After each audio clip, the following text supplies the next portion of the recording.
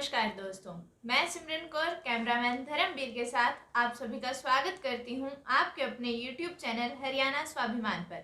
हमारे साथ जुड़े हैं हरियाणा स्वाभिमान के संपादक व वरिष्ठ पत्रकार बलराम शर्मा जी। स्वागत करते हैं सर। सिमरन जी, आपका भी और आपके दर्शकों का भी मैं आभार व्यक्त करता हूँ। सर, बड़ौदा हलके में उपचुनाव होने वाले हैं। बड़ौदा की जनता के बारे में आप क्या कहना चाहेंगे या उन्हें कोई संदेश?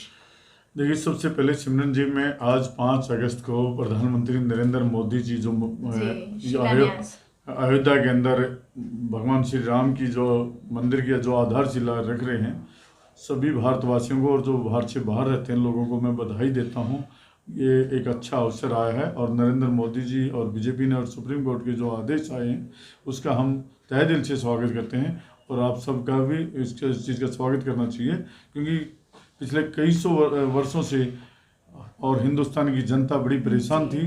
आज वो सपना जो साकार हो रहा है उसके सबके का खुशी का माहौल है।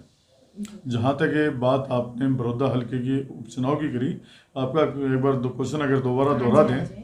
सर, बड़ौदा हलके में होने वाले उपचुनाव को लेकर बड़ौदा की जनता को आप क्या संदेश देना चाहेंगे?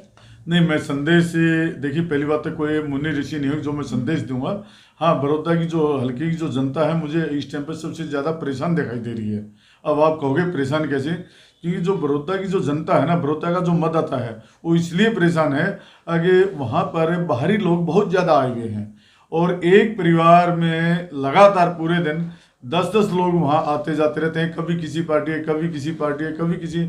और मुझे 2-3 लोगों से मेरी बात हुई थी, वो कह रहे हैं भाई साहब हमारी हालत तो ये हो गई है कि हम फोन भी नहीं रख पा रहे।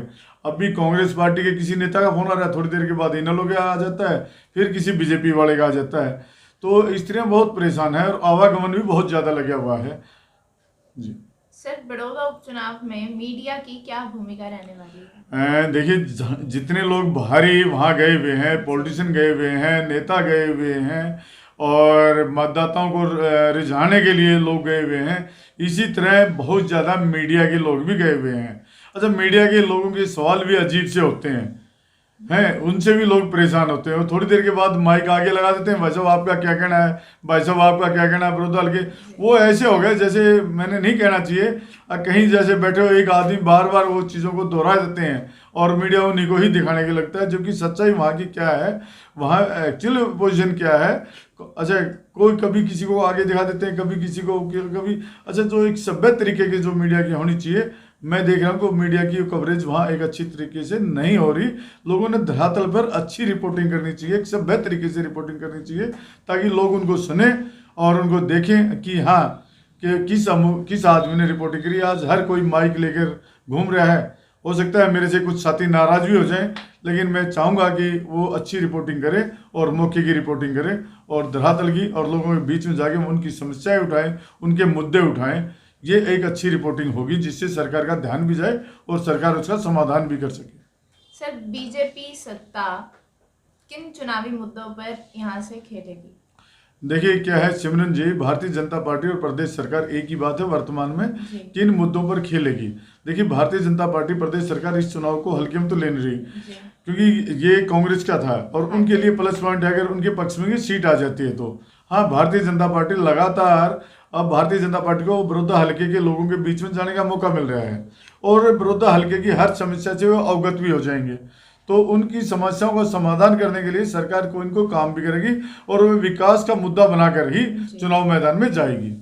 सर, बीजेपी व जेजेपी दोनों के बीच में प्रत्याशी को लेकर माथापच्ची साफ दिखाई दे रही है, तो क्या लगता है प्रत्याशी किस पार्टी का होगा? देखिए, हमने पिछली वीडियो में आपको कहा था, स्पष्ट बात करी थी हमने कि हम लगातार ये बात कहते आ रहे हैं, शायद ही कोई और कहे कि भारतीय जनता पार्टी के हो सकता है जेजेपी से कोई कैंडिडेट ले ले।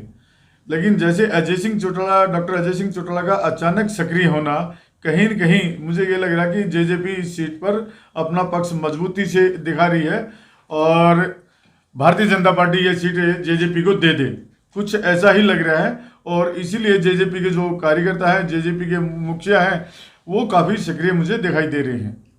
सर, एक तरफ आप बात करते हैं चौधरी देवीलाल परिवार के इसमें बड़ौदा उपचुनाव में उतरने की, और दूसरी तरफ बिजली मंत्री चौधरी रणजीत सिंह जी हमें इसके आसपास नहीं दिख रहे। वाह जी वाह सिमरन जी, आपने बहुत अच्छा सवाल किया। और चौधरी रणजीत सिंह जो हैं परिवार की अड़चनों में फंसे हुए, पारिवारिक जो माहौल है उसमें यानी कि फंसे हुए हैं। मैं क्या कहूँ आपको, क्योंकि चौधरी देवीलाल जी परिवार से हैं, वो देवीलाल के बेटे हैं और ओम प्रकाश चौटाला जी के भाई भी हैं। जब उन्होंने निर्दलीय चुनाव लड़ा और वर्तमान में जब वो विधायक बने हैं तो कहीं न कहीं चौधरी ओम प्रकाश चौटाला ने भी उनको आशीर्वाद दिया था और उनके भी कुछ मतदाता उनके पक्ष में गए थे, जो लोगों का कहना है। अगर चौधरी ओम प्रकाश चौटाला जी आशीर्वाद ना देते शायद वो विधायक ना बनते, ये लोगों का धारणा, मेरे मानना नहीं है। लेकिन वो चौधरी रणजीत सिंह विधायक बन गए, वर्तमान सरकार में वो मंत्री भी हैं। इधर से डॉक्टर अजय सिंह चौटाला भी उनका भतीजा है और अभय सिंह चौटाला भी उनका भतीजा है।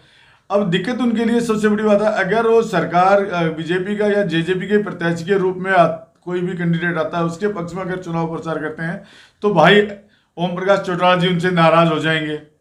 बड़ी मुश्किल से पिछले कई दिनों से, कई सालों से उनकी वार्तालाप शुरू हुई थी और राजनीतिक रूप से उनके कुछ समझौते भी हुए थे। अगर इधर से अभय सिंह चौटाला के पक्ष में जाते हैं तो जेजेपी वाले नाराज हो जाएंगे, और अगर दोनों के पक्ष में नहीं जाते हैं तो भारतीय जनता पार्टी, यानी कि इस धर्म युद्ध में सबसे ज्यादा अगर कोई भ्रमे यानी कि विचलित और परेशान मुझे दिखेगा शायद चौधरी रणजीत सिंह दिखाई देंगे। वे आखिर किसके पक्ष में चुनाव प्रचार में जाएं। मैं चौधरी रणजीत सिंह बड़े सूझबूझ के वो हैं और बहुत पुराने राजनीतिक के चाणक्य भी हैं, क्योंकि किसी जमाने में हरियाणा सरकार में उनका और सेंटर की सरकार में उनका काफी योगदान रहा था चौधरी। लेकिन आज वो मुझे एक फंसे हुए खिलाड़ी लगे हुए दिखाई दे रहे हैं कि वो जाएं तो जाएं, किसकी तरफ जाएं। धन्यवाद सर हमारे साथ जुड़ने के लिए। आप भी अपने सवाल हमसे कमेंट सेक्शन में जरूर पूछें। सिमरन जी, आप क्या और आज आपने अच्छे सवाल किए हैं। सभी दर्शकों का मैं आभार व्यक्त करता हूं। मुझे इस सवाल पर फिर दोबारा बोलने का बात हो रही है कि चौधरी रणजीत सिंह इस चुनावी मैदान में आएंगे या नहीं आएंगे, ये सवालिया निशान है। और आएंगे तो किसके पक्ष में आएंगे, ये श्रोताओं की और दर्शकों की बड़ी अभिलाषा है कि चौधरी रणजीत सिंह किस पक्ष में आएंगे। धन्यवाद।